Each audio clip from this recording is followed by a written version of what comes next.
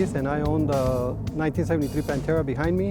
It's a De Tomaso Pantera, which means Panther, so Black Panther. It's been heavily modified. We basically went through the whole thing. Got a GT40 inspired front and rear clips on it that we made from scratch. We try to make it as close to that Ford GT as possible. We just had to make some adjustment because the GT40 is narrower than this one. Other than that, basically went through the whole body, spent 3 years from having it completely disassembled to assemble everything on it. We did the electrical, we did the brakes, we did the water tubes. All the suspension has been redone, either chrome or powder coated. The body itself, we took about 3 different times to paint it, 3 complete paint jobs to try and get it straight. And then like all the body panels, he's using the long sanding blocks to keep the waves to a minimum.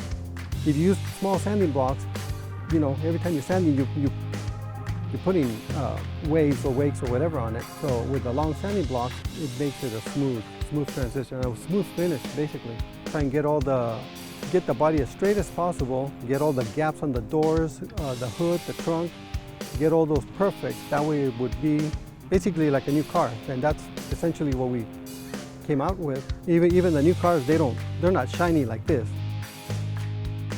We put a white body kit on it. I always run a Pantera because it's Italian styling. It's got a American Ford 351 Cleveland V8, so you have the rumble of a V8 with an Italian classic, and then it's got the Weber's induction on it. So you have one carburetor for each piston, which makes it, you know, it gives it an appearance, but it also gives it more horsepower, and it gives it a different tune to the engine, just a different rumble that, you know, that I wanted in a V8. We went with as wide as we could with the tires. We're running Bosey wheels, 345 rears.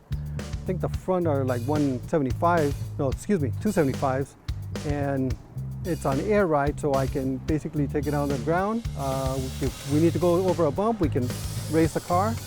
It's got a super nice suspension on it, and now it's basically like a new car. Now we can ride right on the freeway or on the streets.